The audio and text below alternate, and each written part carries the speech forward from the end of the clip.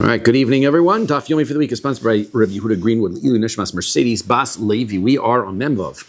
Amud Aleph, second line from the top. On Rabbi Yirmiyah bar Abba, Rabbi Yirmiyah says, Shlachu le mi beirav lishmuel. They sent a following question from the yeshiva over to Shmuel. Yilamdenu Rabbeinu Harebi, please teach us. Uman omer shtaim ketzatzteli.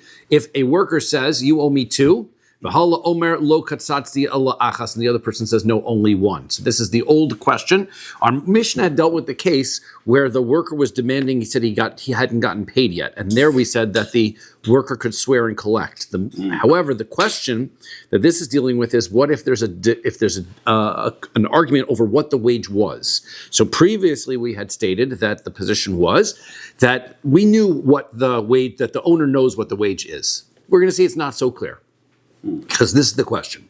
Mi nishba, who's going to take the oath? Amar lehen, v'zu yishva balabayis v'yafsid. In this circumstance, so then the balabayis, the owner, gets to take the oath, and the worker v'yafsid uman, and the worker loses, right? Because as we said, the owner knows what he decided the wages were going to be. Ktsitza vade midker dekiriyanchi, right? He for sure knows. If he's as far as what the wage was, he for sure knows. Ini, is that true?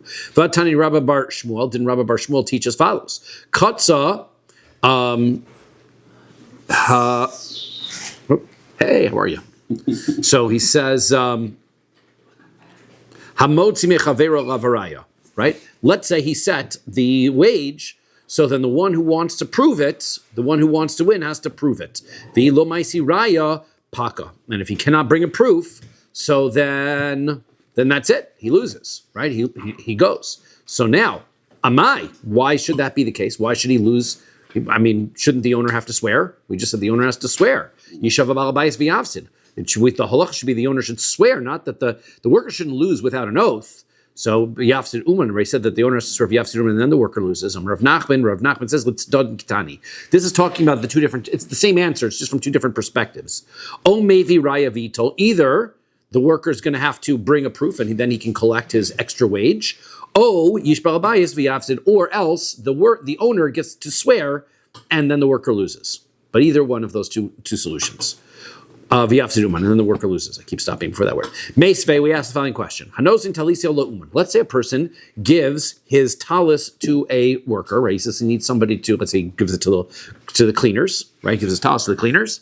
Okay, and omer. Now the worker says, "Katzatz li shtayim." The work was for two. He said, "No, the work was only to do for one."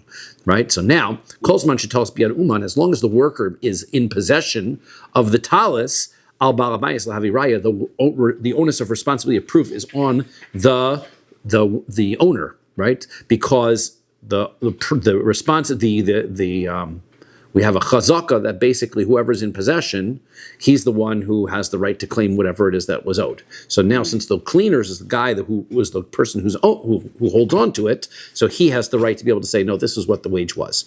Nasno lo bismano. Let's say the person gave him back the talis at the appropriate pickup time. Nishba venotel. Now, at that circumstance, the worker can swear and he can collect his wages. Okay.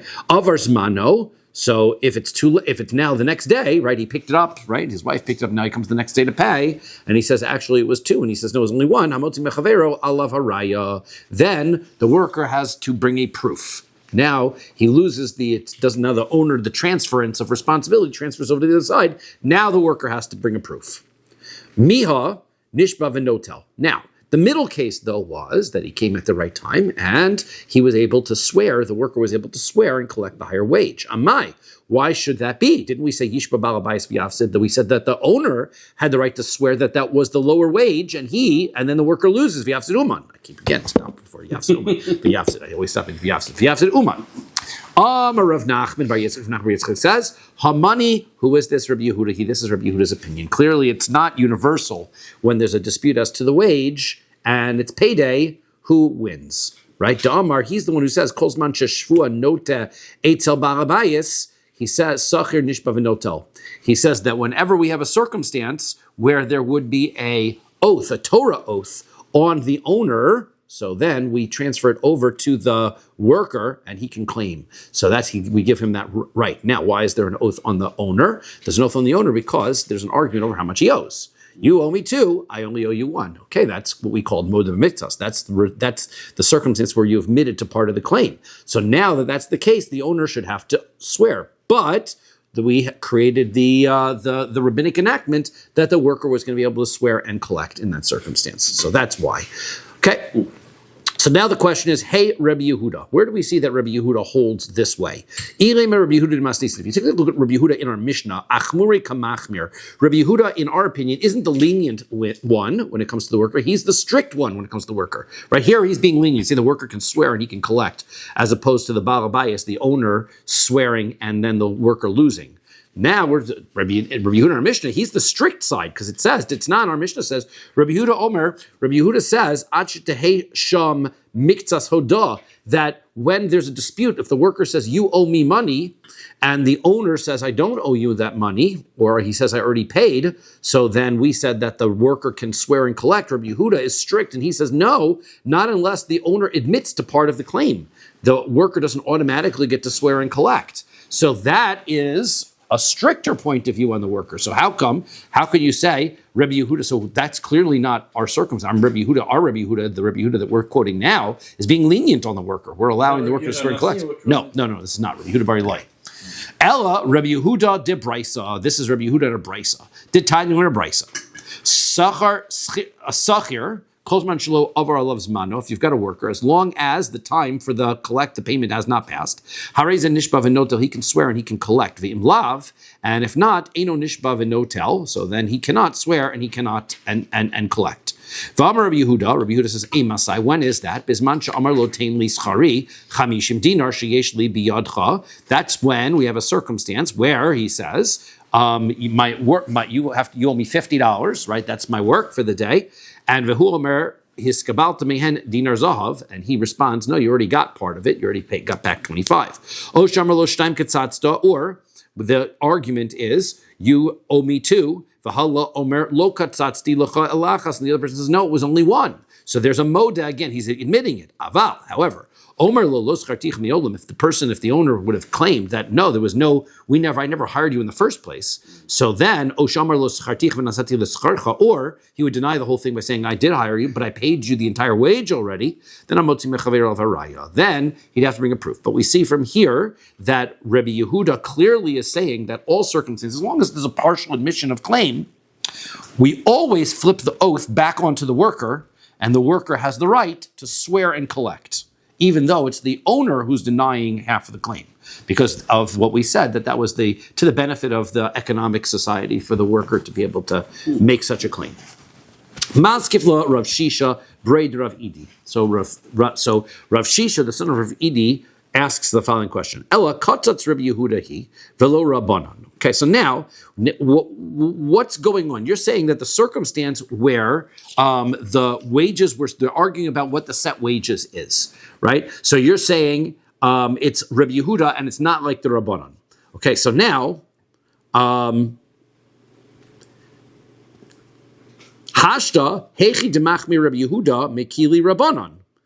So how would it be that Rabbi Yehuda is the strict one, right? Why is we said before in the Mishnah, Rabbi Yehuda is the strict one, and the Rabbanan are the lenient ones. So Hecha Demako Rabbi Yehuda Machmir Rabbanan. He says, how could it be then, when Rabbi Yehuda is lenient, that the rabbis would disagree with him? The rabbis are always more lenient than Rabbi Yehuda. So if Rabbi Yehuda is telling us that the oath turns around and goes on to the worker, and the rabbis are always more lenient than Rabbi Yehuda, shouldn't it for sure be that the rabbis are going to be lenient and allow the worker to collect as well? Why do you think the Rabbanan would be so much more strict than Rabbi Yehuda himself? No, because we had said that in our Mishnah, we clearly saw that Rabbi Yehuda was the more strict opinion, right? So if Rabbi Yehuda is the more strict opinion, so consistently he should be the more strict opinion.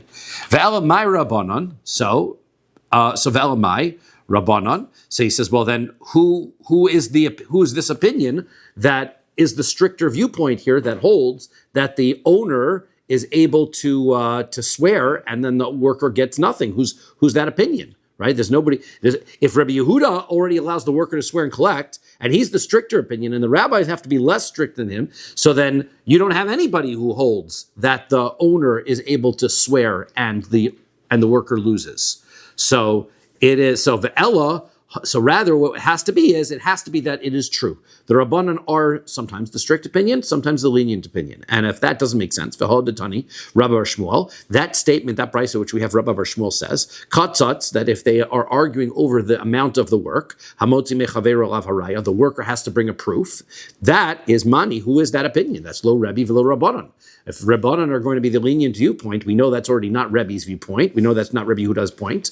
And we know that that's not, then therefore it wouldn't be the Rabbanan's point. Ella Amarava, so Rava says, Baha Kamiflagi. This is the argument to Rabbi Yehuda and the Rabbanan that makes it all work out so that the Rabbanan can actually be the strict viewpoint in some circumstances. Rabbi Yehuda Savar B'Deoraisa Avdula Tekanto L'Sachir.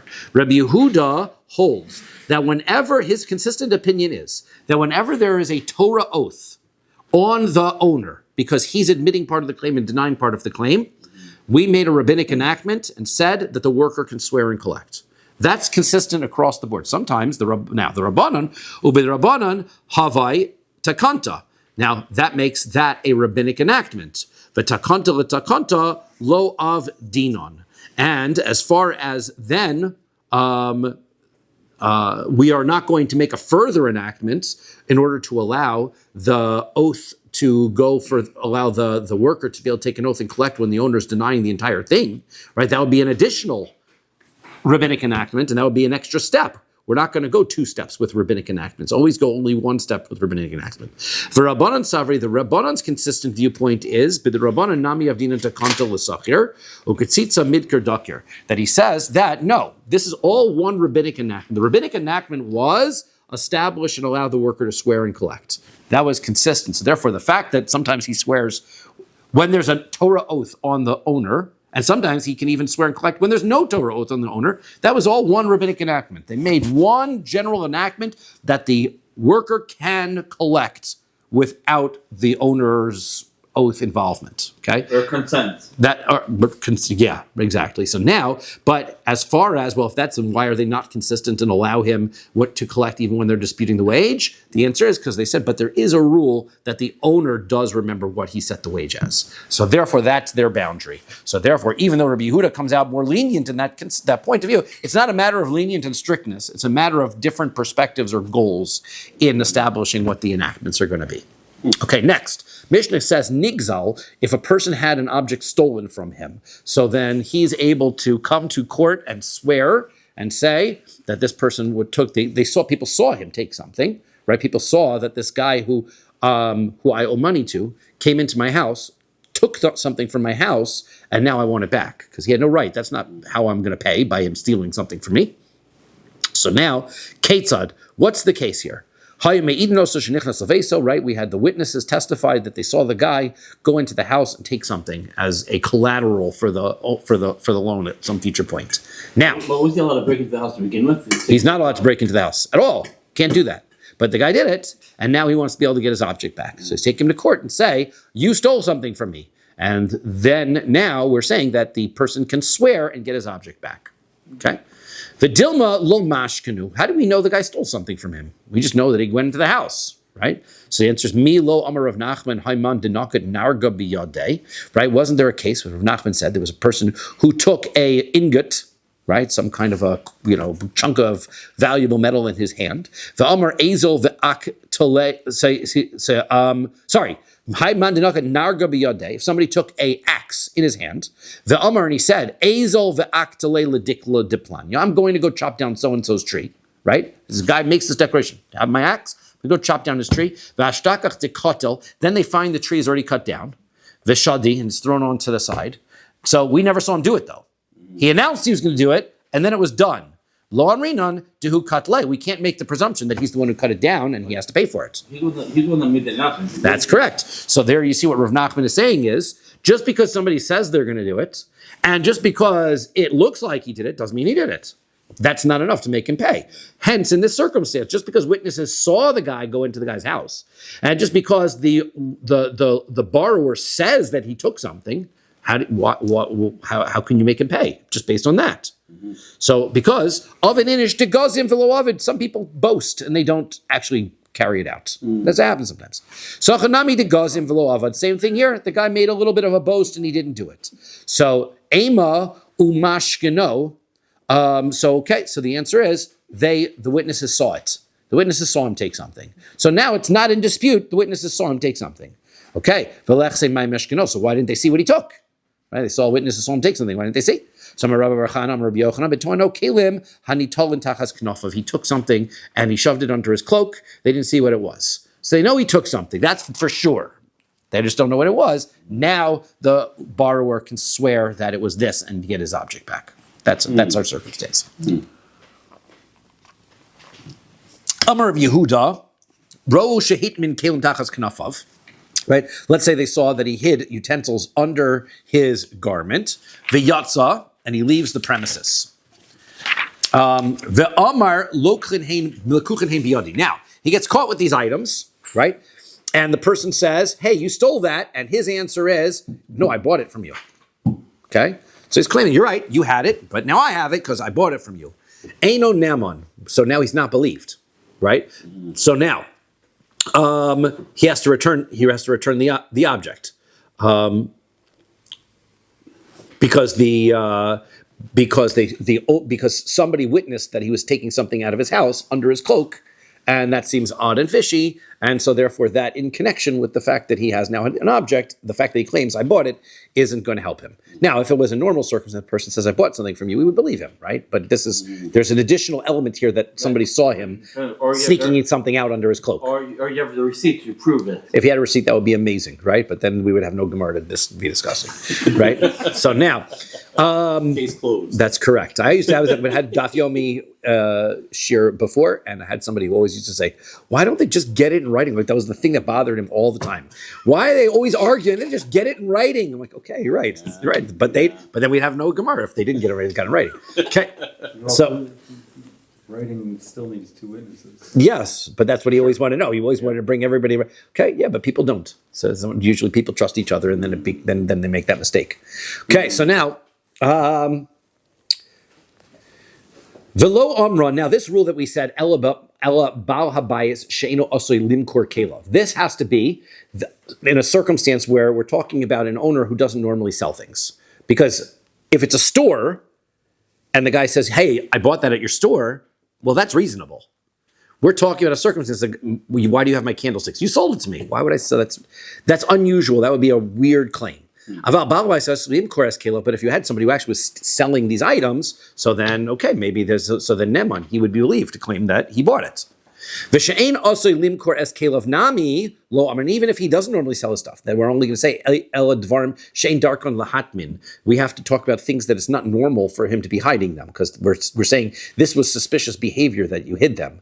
But if it was something that people normally are a little bit, worried about people seeing that he has, right? I don't know what kind of an object or whatever. He's got his preparation H or whatever. He doesn't want anybody to know. So he sneaks it out under his garment, whatever it is. So then, so then it makes sense that he's sneaking it out. So then that's also not so suspicious. And even if it's not something that's normally hidden, we're talking about a circumstance where this is not this person's normal way of walking around in this, like keeping everything he does secret. Right? But if this person is normally like that, that's how he does. He just does his business quietly. So I know, so then that's his normal way. So then it makes sense. So you say, well, why are you sneaking? The answer is because I always sneak. That's what I do.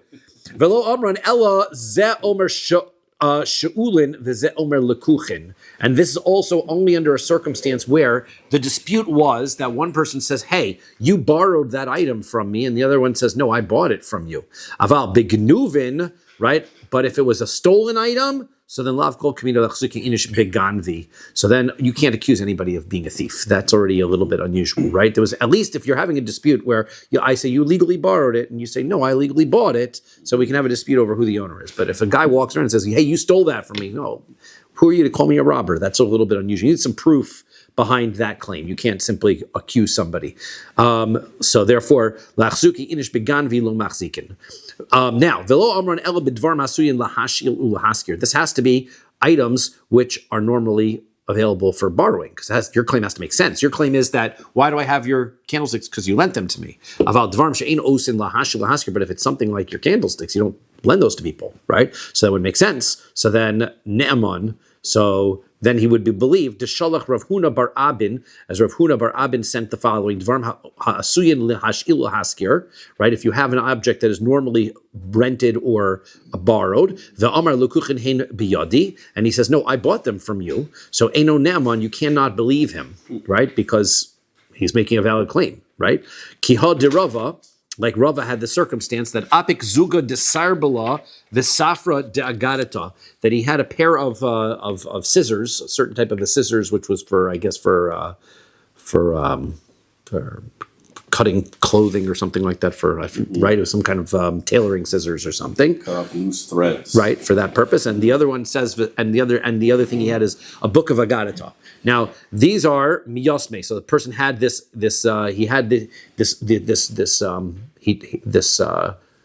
orphan, right? Somebody was claiming that this orphan had this item that was his, and he took it away from the orphans. So it was bidvar hasuyin lashil haskir, since it was an item that was normally borrowed or rented, the claim that made sense. Now, we normally advance the best possible claim on behalf of an orphan. So therefore, the claim that we would respond to is, no, the orphan probably bought it from you. That's why you have it. Now, the orphan has no idea how his father got it. So his orphan's not making any claim.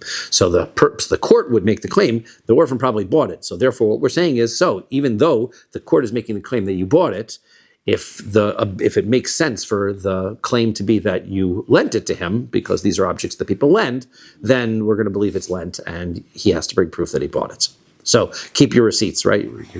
So Amar Rava says, Afilu shomer nishba, afilu ishto shel shomer nishbat. So he says that now, if you're in a circumstance where the item gets stolen, right? The item gets taken. So then not only can the owner swear that the item was taken, but the guy whose job it was to watch the item can swear that it was taken. And not only that, but his wife can swear it as well. Even though we don't normally consider a wife to be a witness, she has the ability to say, but I know that this was taken and I can swear it on behalf, and then you can collect your item back. What makes this one different? Because women can take oaths. And so therefore this is not based on testimony, this is based on an oath, right? She's not testifying, she's swearing, right? If she's what she swears, we believe. Testimony is that we just don't want a woman going to court. It's beneath her honor and dignity to go to court. But it's not that she doesn't, it's a common misunderstanding. It's not that women are not believed. It's that that's not the appropriate place for them to be. Okay, so by Rav Papa, so Rav Papa says, Schiro Velikito, so what about if he's got a worker or he's got somebody who's a harvester? So really their job wasn't to pay attention to the rest of the items that this owner has, but he happens to be in his house and, the maid was there or something. So it says, now, can they take the oath? So teku. So we left that under inconclusive, right? We're not quite sure whether that person can say, well, we can swear on behalf of the owner that this item was here and it's gone and now we want it back. Omer of Yemar l'Ravashi, or Yemar sister Ravashi, Tano Bekasa de Kaspa. Now this is the ingot of the silver of a silver cup, right? So he says, my chazina. So now what's my? So what happens if the person says, hey, that silver cup, it's mine, right? So now we're going to take a look. Chazina, I inish de amidhu, o inish de mehimanhu. Is this a person that he's wealthy, and it makes sense that he would have a silver cup, or is he somebody who's very trustworthy, and therefore it'd be somebody that people would lend a silver cup? De mepakti inshi gabe, that people would lend it to him. Mishtava v'shakil, then we make him take the oath, right, and he can keep it, right, because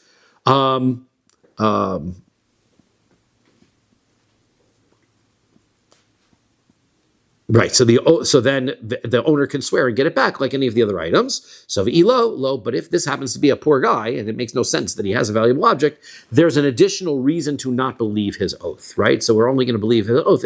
Again, this is the continuing concept that we can make the owner swear and get his object back, but we have to have reasonable believability that the item was the owner's in the first place. If it makes no sense, this guy's got 2 nickels and he somehow has this very fancy cup. The question, where did you get it from? That's the question, where do you get it from? Okay, so now, Nechbal Keto, let's talk about the next case, right? He claims he went in healthy and he got beat up. So now he wants to get paid for getting beaten up. And the witnesses testify he was healthy when he went in, and he came out with 2 black eyes. That was what we said. Amar Rabbi Yehuda Amar Shmuel, Rabbi Yehuda said to Shmuel, Lo shanu ela b'makom sheyochel lechavel ba'atzmo. Aval b'makom sheyochel lechavel ba'atzmo, noto shelo b'shvuah. This circumstance has to be that the injury, it's reasonable to presume that he could have hurt himself. Right? He got an injured knee, had scraped knee. Okay, he could have tripped himself. Now we make him take an oath in order to say that no, the guy did it to me. But if the wound couldn't have been done by himself, then he doesn't even have to take an oath. It's clear that he got beaten up, right? How do you know he didn't bump into a wall? Right? Another your issue is that he got a bump on the back of his back or something. So yeah, if you bump into a wall, yeah, the bruise will be in one area, but if he gets beaten, he'll be bruised all over the body. We're not talking about bruises all over the body. We're talking about a bruise that happens. What he's got the bruise on his back. So we don't know what that was. It could have been the guy hit him in the back. Could have been he bumped into the wall, right? So now we don't know, right? If it's all over his body, so then you're gonna presume that he didn't fall down the stairs or something. I don't know. You have to be able. The wounds have to be consistent with the guy being able to hit him. So Tani Reb Chia, she'alta lo neshicha begabo o atzile yadov. He says, well, we're talking about that he's got some kind of a bite on his back, right? Or he's got some kind of wound between his, I think it's his elbows, right?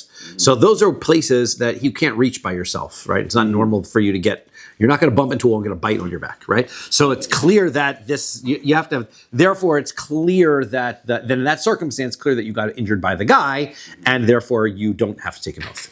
Now, Vidilma, next one is Vidilma acher avid le, delek. So it says, well, how do you know somebody else didn't do it?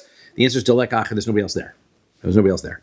Ukenegdo chashud. Okay, so now we had the other circumstance. So then what happens in a circumstance where one person is supposed to swear, but he can't swear because he is untrustworthy? So we had a question, the definition of what means untrustworthy. So we had, for example, circumstances where he swore against a case in court. Right? He lied in court for cases. And then we had vafilu shevuos shav, and even if he takes a oath of a nothingness, like that post is made out of gold, right? The pillar is made out of gold. So maya filu shevuos shav. So what does that mean? Even such an oath. He's a liar, so therefore you shouldn't be believed. Why would you think to believe him? Lomi boy comers, it means of course not this. Lomi boy hanach isbehu kfiras mammon. Of course the ones who swear and cause somebody to lose money, of course they're not believed anymore, right? They actually swore that they didn't know testimony and they did. They're such liars that they're willing to cause people to lose money. Ella filu ha nami dikfiras dvarim bi'almahu lo mihimon. But this guy, you'd think he's just a white lie. Right? Not such a severe lie. And therefore, this is not such a severe lie, we can believe him. Okay, for lesni nami Shevuos bitui. So why don't we also include Shevuos bitui, the oath of utterance? I will eat something, I won't eat something. We didn't include those types of oaths. So kikatani shvua dechi ka mishtavea b'shakra ka mishtava. Aval Shevuos bitui deka lememar de bekushta ka mishtava lo katani. Says it depends. There's difference though. In order for the guy to not be a believable person, he has to be a liar. That means the moment he took the oath, he lied. An oath that I will eat something, the oath, he didn't lie. It's not until he ate later on that he became a liar. So therefore, that's not the same thing. So things that are in the future, for swearing to the future, that is not considered a liar. Okay, so now, tinach ocha v'locha. Fine, I get it. If the guy swears, I will eat something, I won't eat something. He's not lying. He violates the oath when he doesn't do what he said he was going to do, but he's not lying. So that makes sense why he's not considered invalid to take an oath. But achalti v'lo achalti, what about the other kind of Shevuos bitui? What if he says, I ate, or I didn't eat? At the moment that he says it, he's lying. So my ikolimir, what are you going to say about that case? So Tana, Shevuos shav, v'kol dedamile. So the answer is, when he says a false oath, it means, and anything similar to false oath, meaning anything past tense, anything that already happened, anything that's clearly a lie, even if it doesn't cause loss of money, makes you ineligible, and that will be correct. Mem Zayin Amud Aleph, add the two dots. Haya echad mehen misachik v'kuvya. Next case was, he's a gambler. So now the question, ha tu lamali, why do I have to include all these cases as well? We get it. If he's untrustworthy, he can't take an oath. So the answer is, Tana psula d'oraisa v'tana psula d'rabban. The answer is, the other ones were Torah things. You lied on oaths that the Torah says you have to take.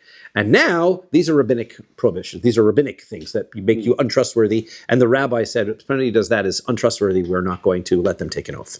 Okay, hayu shnei and chashudin. Now, what happens if both of the people are liars, right? So we said that one guy says, I only owe you half of that, so he has to take an oath. But then he's a liar, so we're not going to let him. So then we go back to the person and says, okay, you have to swear and you can claim it. Okay, what if he's also a liar? So now what happens between the two? So we had an argument between Rabbi Yossi and Rabbi Meir, right? Rabbi Yossi said that the shvua goes back to its place, whatever that means. So we'll see what that means. And Rabbi Yossi says we split it. So Amar le Rav Nachman. Rav Nachman says, Heichi Tanan. So how did you learn this Mishnah, right? What did you, which side was Rabbi Yossi on, which side was Rabbi Meir on? I guess they weren't sure of the text. So Amar le, Lo Yadani says, I don't know. Hilchasam says, well, what's the halacha? Amar le Lo Yadani says, I don't know. So, okay, Itmar, so let's go and figure that out. Amar Rav Yosef Bar Manyumi, Rav Yosef Bar Manyumi says, Amar Rav Nachman. Rabbi Yossi, Amar Yossi, Amar Yachloka. Rabbi Yossi is the one who says that you should split it. Vechein Tani Reb Zid Bar Roshaya. Rabbi Yossi Amar Yachloka. Rabbi Yossi is the one who says you should split it. Ikeda Amri, there are those who say, Tani Reb Zvid, Amar Reb Oshaya. There was Reb Zid who said that Amar Reb Oshaya. Rabbi Yossi Amar Yachloka. Rabbi Yossi was the one who said split it. And Amar Rav Yosef Bar Manyumi, Ovid Rav Nachman, Uvda Yachloka, that Rav Nachman actually did a halacha like that, and so halacha was that you split it. We hold like Rabbi Yossi. So, therefore, right, that's pretty clear. Rabbi Yossi is one who holds you split it. Now, what about Rabbi Meir's statement? Chazar shvuah limkoma. So it goes back to its place. Lahechan chazar. Where does it go back to? Where does the shvuah go back to? You can't go to the first guy. It doesn't go. It goes back to the second guy. That doesn't go. So what happens now? So Rabbi Ami says, rabbis in Babylonia said, chazar shvuah Sinai. It goes back to Har Sinai, and you can't do anything about it. Basically, the shvuah is gone. Shvuah is eliminated. It's out of the picture. And therefore, since we don't do it, we don't have an oath, the money just stays where it is. We got to bring a proof, and there's nothing you do. The money stays with the defendant. So Rabbi Sinish Eretz Yisrael, but the rabbis in Eretz Yisrael, they said, Chazar shvuah lemechuyav lo. The oath goes back to the original guy, right? It went to guy A, back to guy B. Now it goes back to guy A, and now that he can't swear, the guy A loses the case, and guy B can collect. Amar of Papa, Rabbi Sinish Bavel, Ravu Shmuel. The rabbis in Babylonia, you should know, what do we call that? That's Rav and Shmuel. Rabbi Sinish Eretz Yisrael is Rabbi Abba. And the rabbis in Eretz Yisrael are Rabbi Abba. How do you know that? Because Rabbi Sinish Bavel, Ravu Shmuel, the rabbis in Babylonia are Rav and Shmuel, because they said exactly this halacha. Ditznan, we learn a Mishnah. V'chein hayesomin, when it comes to the orphans, lo yifru el b'shvuah, so they can't collect unless they take an oath, right? We had the oath, they take some kind of an oath that at least he knows that his father didn't tell him that some of it was collected or whatever he knows. And we ask the question that miman. So now who's he collecting from? If he's coming to collect from somebody who borrowed from his father, avuad shakil below shvuah, venhu b'shvuah. So he says, well, his father could have collected this money without an oath. So now he's going to collect the money. Why would they be able to collect with an oath? We're not stricter on the Yisomim? We're not trying to be stricter on the orphans. If the father could have been able to collect a loan from somebody, then the children can collect the loan from that person, right? Means what we're saying is that the orphans are collecting from the other orphans. Both Reuven borrowed money from Shimon. Reuven and Shimon died. So now Shimon comes to get the money. His orphans are now coming to get money from Reuven's orphans. That's what's happening here. So lo yifru el b'shvuah. So you need an oath. Okay. So now Rav and Shmuel, Damri Tavayu, Rav and Shmuel, both of them say lo shanu el shemes malva bechaye lova. Now the lender has to be the one who dies first. The father of the orphans, who are the lenders, have to die first. Why? Because aval mes lova bechaye malva. But if the borrower dies first, kfar nischayev malva libnei lova shvuah. Then what would happen is, in order to collect from the orphans, he'd have to take an oath, right? If the lender was alive and now he's collecting the property from the orphans, we would make him take an oath in order to collect from the orphans. Now that he has to take an oath, if he dies, so that requirement to take an oath goes on to his children. Well, his children don't have the ability to take an oath on behalf of their father. If the father had to take an oath, the orphans can't swear the oath that the father had. The best oath that children can swear is, the best of our knowledge, our father didn't know. Okay, but you don't know what your father knew at this point. Your father himself had to take an oath. But on the other way around, if the lender died first, so then those children would have had the right to collect without an oath. And then the borrower dies, so now a brand new oath falls upon them. So therefore, that's why they can collect with the oath only if the borrower dies first.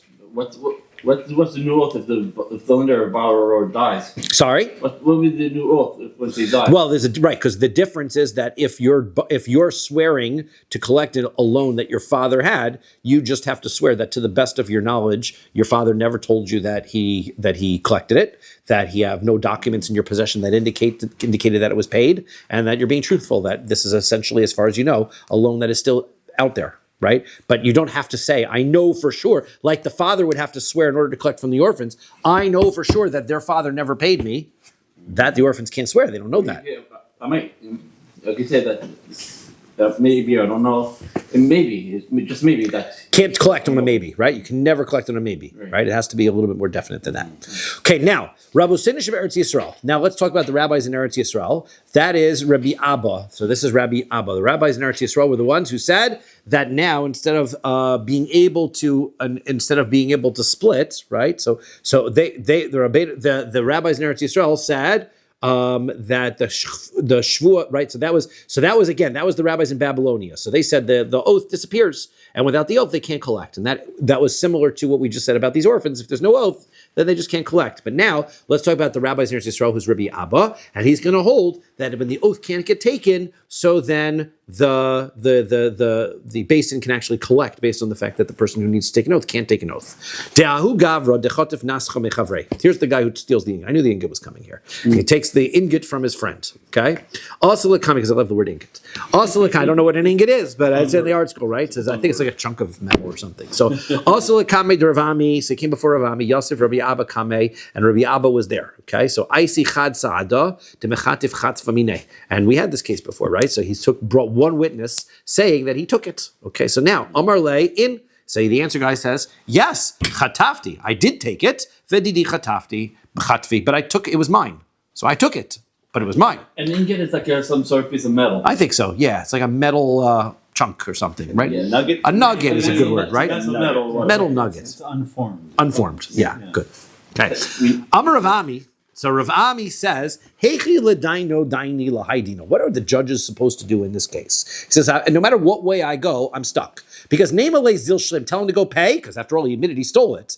Leka tresadi, there's not two witnesses to say that what he's claiming is wrong. He doesn't have two witnesses to claim that's not his.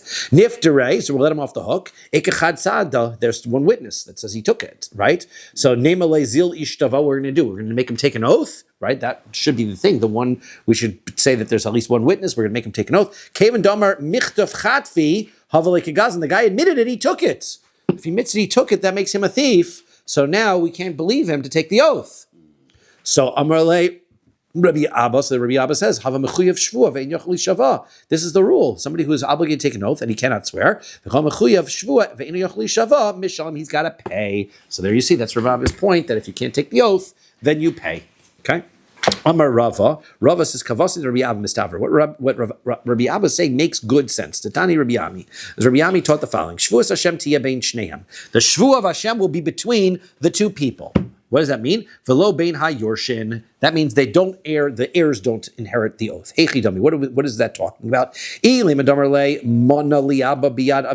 you're going to say, well, my father your father owed money to my father, and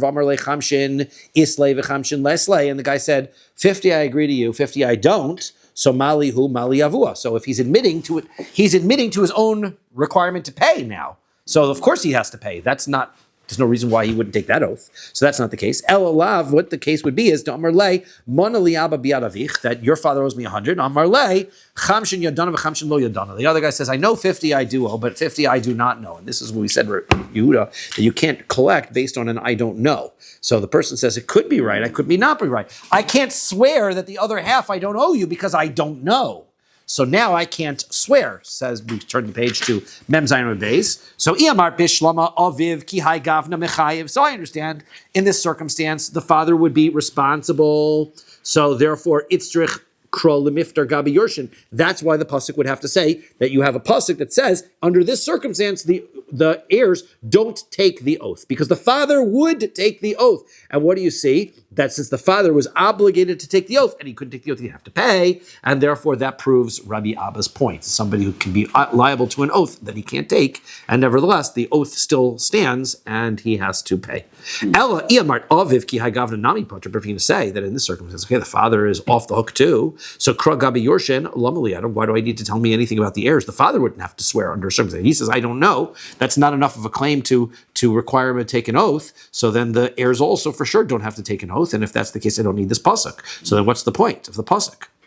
So the Rav Shmuel, of course, who don't learn the pasuk that way because they're the ones who say that in fact the Shevuah doesn't exist. There's no obligation to the Shevuah at all. Hi Shevuah Hashem, my kadoshi. What do they do with this pasuk? So they need it as we learn in a brisa. Shimon ben Tarfon says, Shevuah Hashem tiyeh bein shnehem. The Shevuah of Hashem should be amongst the two of them. We had this just before. It means that the obligation of a false oath is the responsibility of both parties, right? Not only you think the guy who lies, of course he gets punished for it, but the guy who made him come to court and get pushed into a lie, and he insisted on getting such an oath, that even in itself, he also bears a little bit of responsibility for that as well. Because, as we said, he should have got it in writing, right? As we said, then so he does bear some responsibility for it as a proof of that. Yep. So it's true. Shimon ben Tarfon says, "Azhar le'okev acher no'ef minayin." Okay, on this concept of Shimon ben, once we're mentioning Shimon ben Tarfon's positions, how do we know that somebody who is a helping hand in a philandering relationship? Right? Guy keeps his friend's secrets or things like that. How do we know that guy is liable? He's a bad guy. Talmud lomar lotin af. Lotan if. The word lotan if, you should not commit adultery, can also be read lotan if, do not be the cause of adultery. So, v'targano be'ohalechem. So the pasuk says, v'tiragnu, that you were a, what's the word? What's a destructive language, right? You are slander. Thank you. Yeah. So the word destructive language. Slander is the right word. Thank you. I can't think of words. Shimon ben Tarfon explains this.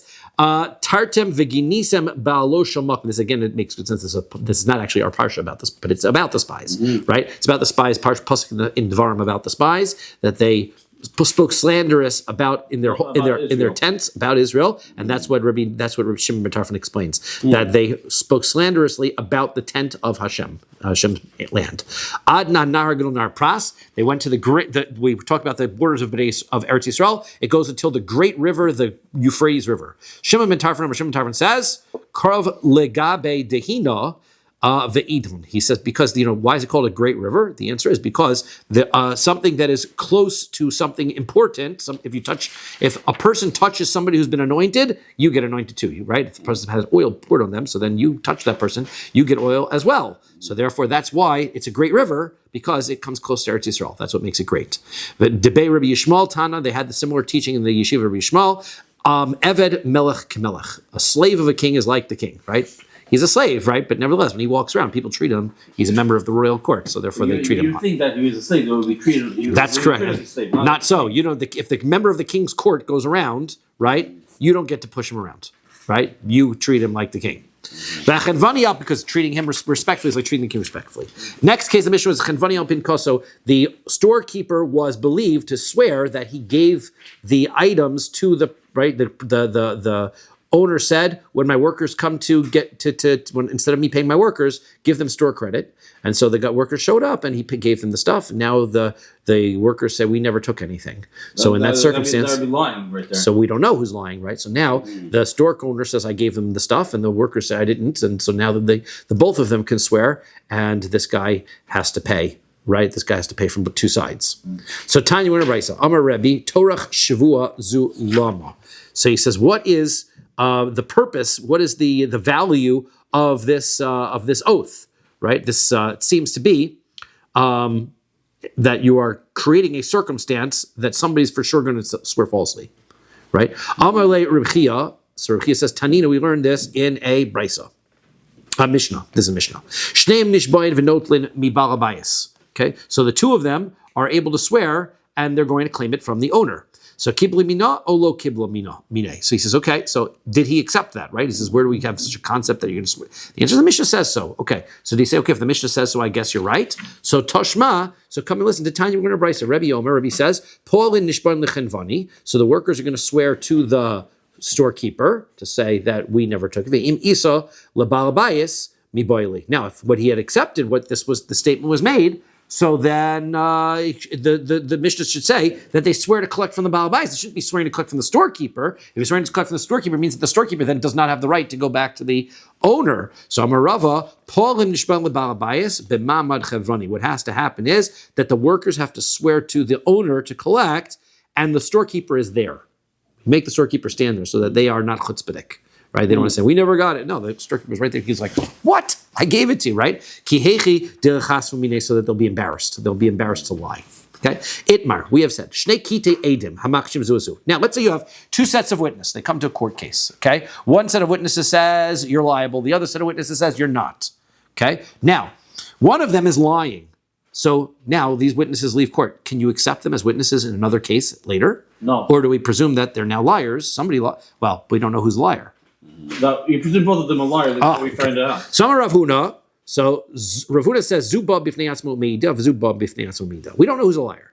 And everybody's got what's called cheskas kashrus. We believe that they're honest until proven otherwise. Therefore, this one is going to be, if this one comes to court by themselves, we accept it. If this one comes to court by themselves, we'll accept them.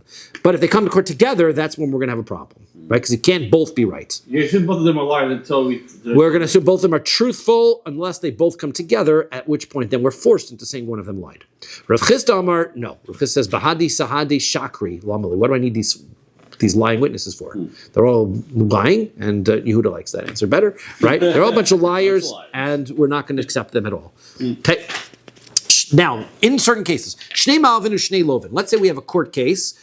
We have two different cases, right? We've got two different lenders, two different borrowers, Ushnei Shtaros, and two different contracts, okay? Hainu plug saihu. That's their argument, right? One group is testifying about one contract, one is testifying the other contract. One opinion says they're in separate cases, so you can accept each one individually. The other says, no, they're lying witnesses, you can't accept them.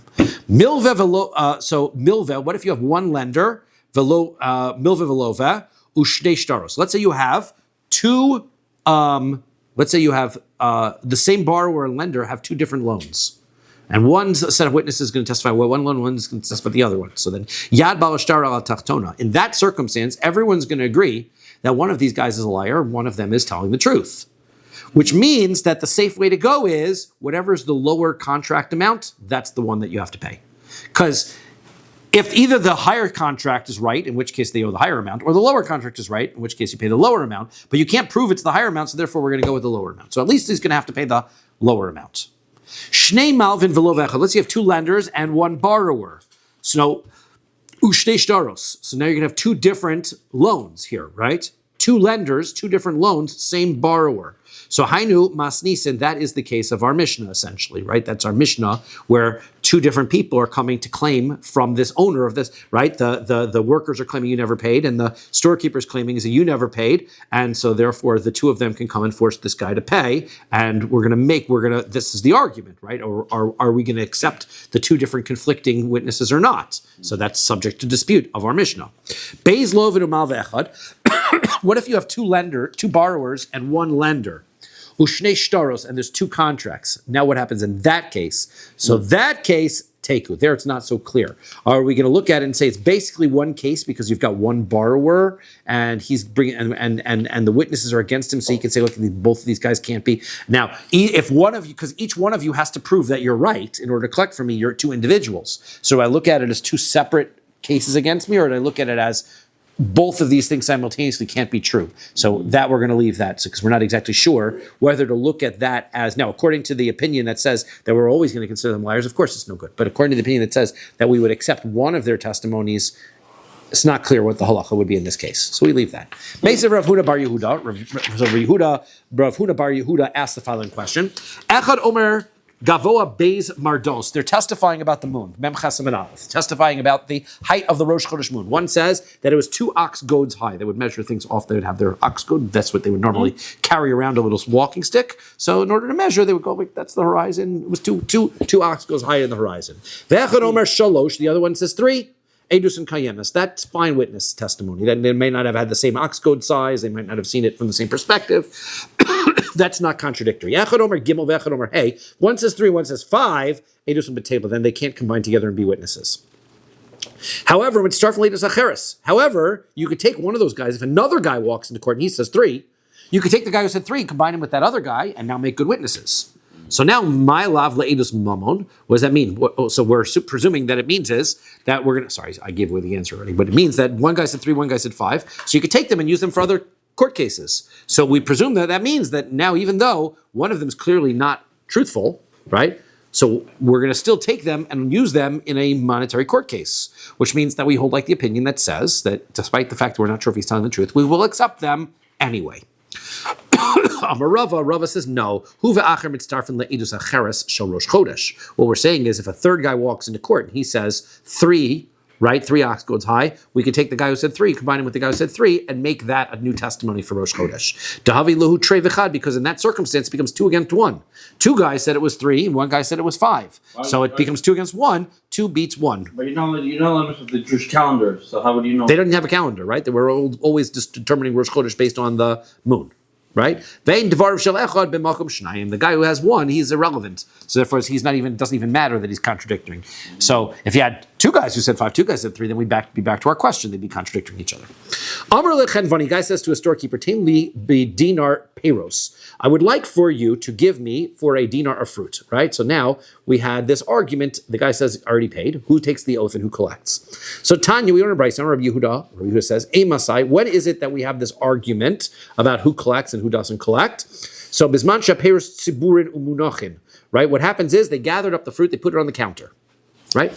Fruit is in their counter. Ushnein orin alehem, and they're both able to take this fruit, right? So then in that circumstance, right, we say that the Baal Bayis is able to swear and take, because he presumes, I wouldn't have given you the money, you wouldn't have given me the fruit if I hadn't given you the money first, right? Aval, hefshilin bekupaso la'achorav, however, right, if the person who was buying the fruit had already put it in a shopping bag and was headed out the door, so then hamotzi mechaver l'varaya. Now he doesn't even have to take an oath. Now the shopkeeper's got to prove it, right? He's only got to prove it because he hasn't taken possession of the fruits. But this is our old rule. Once you take possession, then you don't need an oath anymore. Amar l'shulchani, person says to the money changer, Tainli, now you have to give me the money. So now it's the exact same case. Literally, he's got the money there on the counter. Did you give it to me? Did you not give it to me? So utzricha, but I do need both cases. Why? Because it's slightly different. Iash me'inan ha, in the circumstance by the fruit, kamaisa behach, the first case. So behach ka'amri rabbanan mishum de peri avidi de mirkave. What happens is fruit rot. Right? So the storekeeper wants to get rid of them as soon as possible. So therefore, he takes the fruit out and he'll put it on the counter. Maybe he might even take the fruit out, put it on the counter before he receives the money. Right? So the whole idea of why we believe let the Baal Bayis swear is because we presume that the storekeeper wouldn't put the fruit out unless he got the money. Maybe not. Maybe fruit rots and he would take the money and put it out first. He would take the fruit and put it out first. He wouldn't want to wait around. He wants to get rid of it out the door as fast as he can before the guy changes his mind. So aval, most, when it comes to money, de lo merkave, they don't rot. So in that circumstance, the lender, the money changer, he is in no rush. He's got no incentive. He's not putting anything on that table unless the money comes first. So Imamodi le Rabbi Yehuda, he would agree with Rabbi Yehuda and say that the owner has no ability to, the Baal Bayis has no ability to swear and collect. Right? So v'i it marbaha, and if you told me the other way in baha kamar Rabbi Yehuda, that would be where Rabbi Yehuda says that the owner has the ability to swear, that the owner has to swear aval bahach imamod l'rabbanan. But on the other side, he would agree with the rabbis, and so they're finding both cases in order to tell me that it works both ways. Kishem shama hapogemes ksuba saw. Then the next case we had was a woman says that her ksuba was partially paid. So he said once she comes in, she says that her ksuba is partially paid. So now it means that she cannot collect from it without an oath, because she's already admitting that her ksuba, what's written in it, is not true, right? So she's owed 200 zuz, she's not. Therefore, she has to be able to collect the remainder with a oath. Also, to collect from the orphans, you need to be able to collect with an oath as well. Okay, now, miman. So who are these orphans coming and collecting money from? That we're gonna say that they have to make an oath that at least they know their father didn't collect this money from before. If it's talking about collecting from a borrower, from somebody who their father lent money to, so the father could have been able to collect that money without an oath. So why would we make the orphans take an oath? That seems strict on the orphans. We don't like that. So hachi kamar, this is what it means. We're talking about the case orphans to orphans, like we said before, right? Lo yifru ela b'shvua, they can only take from the other new orphans, right? With if they take an oath, because you can never collect from orphans without taking an oath, because we protect orphans, because they can't protect their own property. They don't know for sure that what's being claimed against them is right or wrong. So therefore, we make whoever's collecting from them take an oath. Rav Shmuel Damri Tavaihu. Now this Rav and Shmuel, both of them said, Lo shanu el shemes milveh. That's only if the lender dies first b'chaye lova while the borrower is still alive. Because if the lender dies first, then the children would be able to collect without an oath. And therefore, then when the lender dies, so then the next generation has to take an oath in order to be able to collect.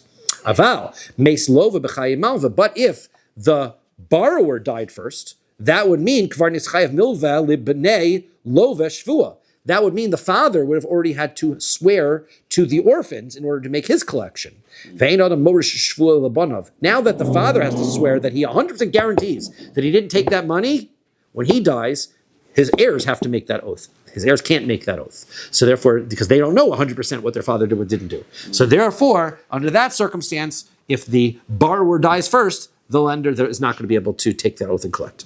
Shalchua kamid Rabbi Elazar. So they sent this question, right, that they asked in Rabbi Ami's time, and they asked it during the times of Rabbi Ami, right? What is Rav and Shmuel's ration by the heirs of the Malveh are losing?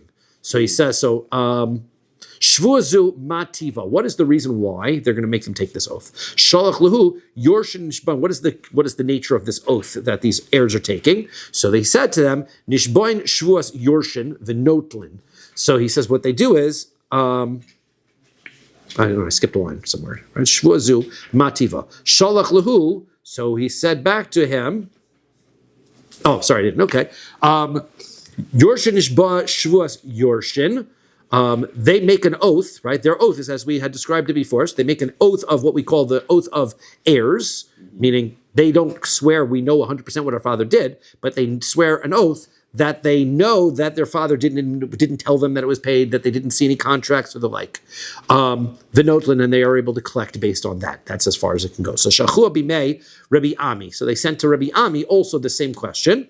Amar kulei hai shalchilei v'ozli. So he says all the times, right? They keep sending the same question. They keep asking the same question back and back and back.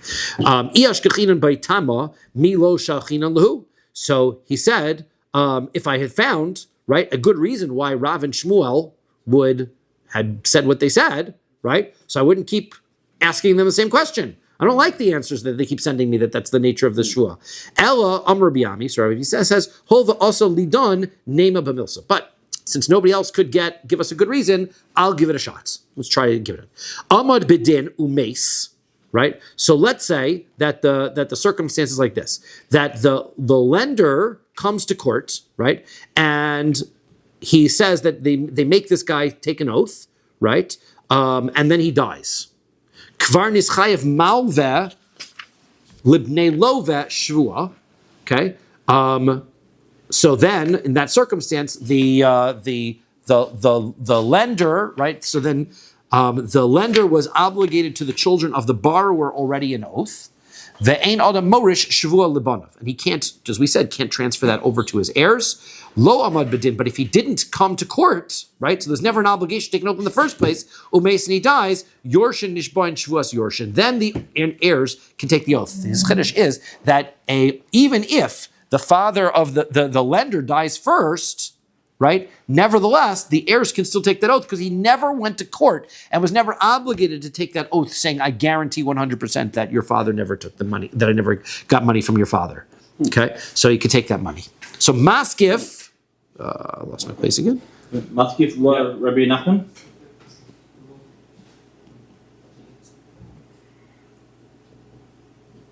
Maskif Rabbi Nachman. So Rav Nachman says, why would coming to court make the difference? Is that when you're obligated to take the oath? As soon as the borrower dies, the lender is obligated to take the oath. So milva libnei lova shvua, right? That's when the lender is obligated to, he owes the oath to the borrower's children to take the oath. It doesn't matter. You don't have to say comes to court, then you obligate him to take the oath. It is the fact that the borrower died, that the lender now has to take an oath in order to collect. Elamar Rav Nachman, so Rav Nachman says, Isa lid Rav Shmuel, Isa, Ilesa, Lesa.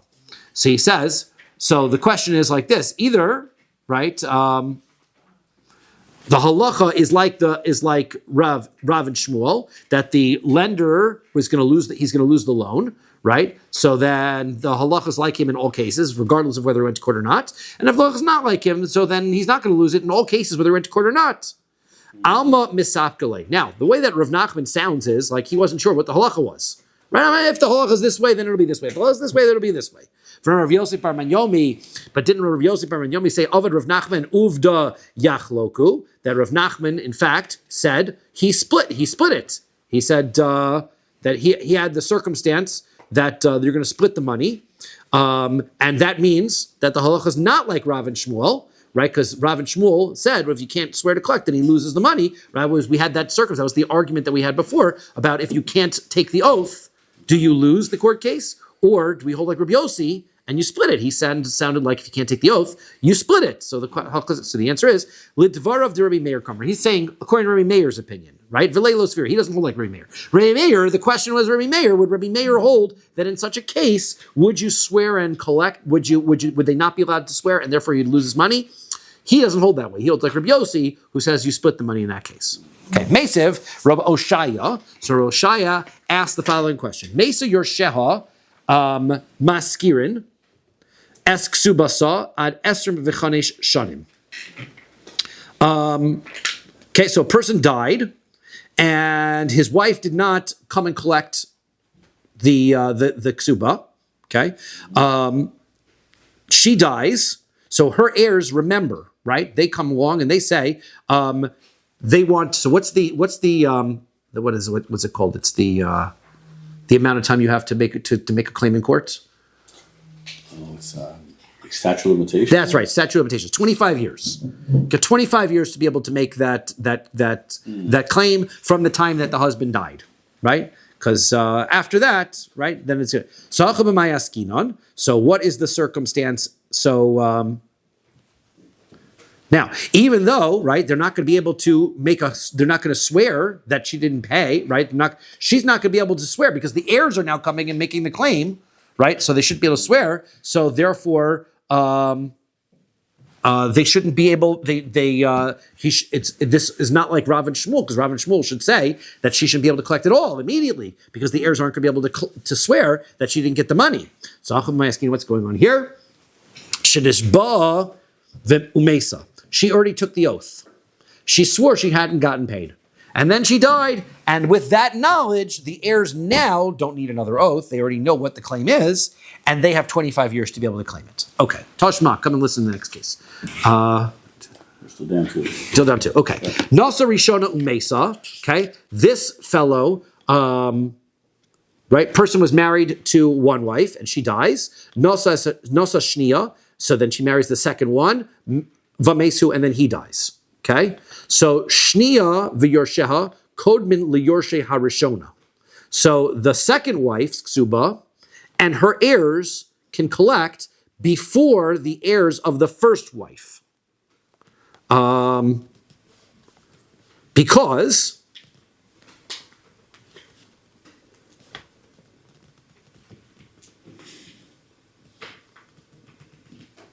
let's see, it says, Gova Shnia, Note Limyosh Harishona, as Mashin Noter Birusha. So the heirs of the father have the obligation now to pay all of his debts, right? And the second wife's ksuba, so that's the second wife's ksuba, that's going to be falling, that's the responsibility of the father's estate. Okay? So if the second one dies, so then her heirs are going to be able to take from, right, the woman's heirs, not the husband's heirs, are going to be able to take from the husband, right? Even though she would have needed a oath in order to collect her estate, because basically the husband married a wife, right? Then she dies. So he now inherits everything from her, right? He marries a second wife. She has children from a first marriage, okay? They marry. Now the wife dies. So the second wife dies. So her children inherit her ksuba.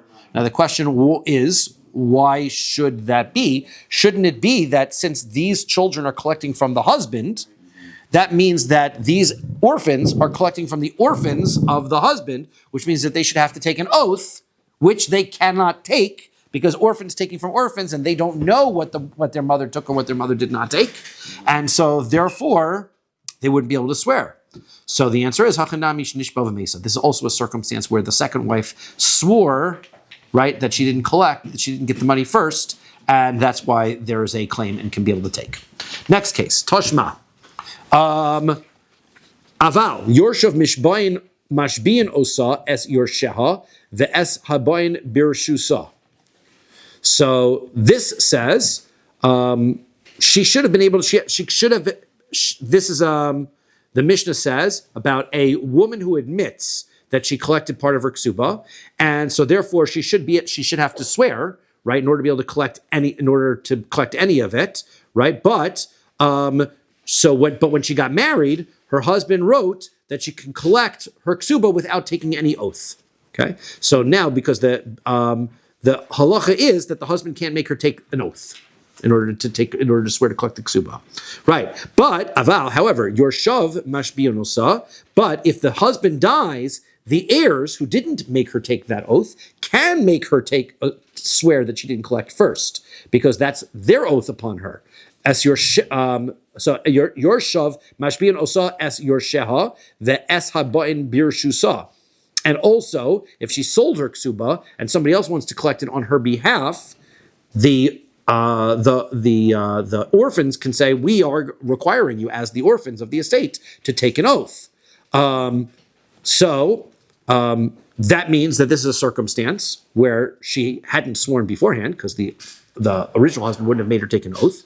And even though she hadn't taken an oath beforehand, so then she's able to collect, her heirs are able to collect the ksuba, which means that somehow the heirs are being able to collect from the one orphans or set of orphans are being able to collect from the other set of orphans, despite the fact that we said the orphans shouldn't be able to take an oath. So Amar Rav Shmaya says, "Litz dod and Ketani." This mission is talking about two different perspectives.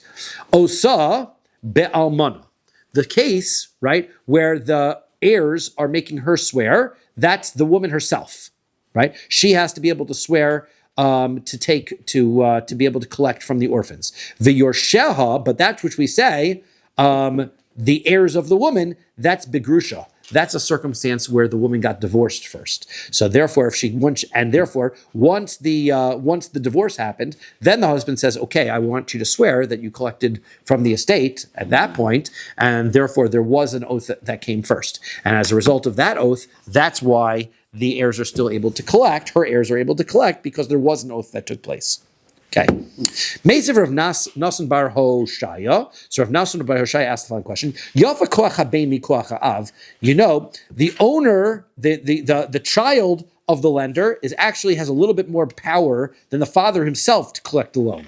Because shabein gova bein bishvua bein shelo bishvua, because the child, he can collect whether he takes an oath or he doesn't take an oath. There's sometimes he doesn't have to take an oath that the father would have to take an oath. But the father always has to take an oath. So somehow the heir to the estate somehow has more power to collect a loan from his father on behalf of his father's estate than the other. How so? Heichidami, what's the case? Demes lova b'chaye malva. Let's say the borrower dies while the lender is still alive. V'katani, and it says shabein gova bein b'shvua bein shlo b'shvua. Now we said that the child, right? This child is able to collect with an oath or without an oath, right? B'shvua shvuas yorshin, shlo b'shvua. Bishvua means Bishvuas Yorshin.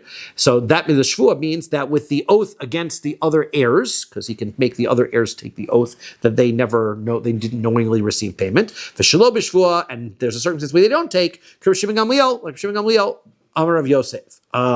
So okay, let's stop here. Do we just get our minion? All right, we'll pick up. Let's pick up this case about the son who's able to somehow better than his father. We'll pick that up tomorrow, and we're 1.5 away. So.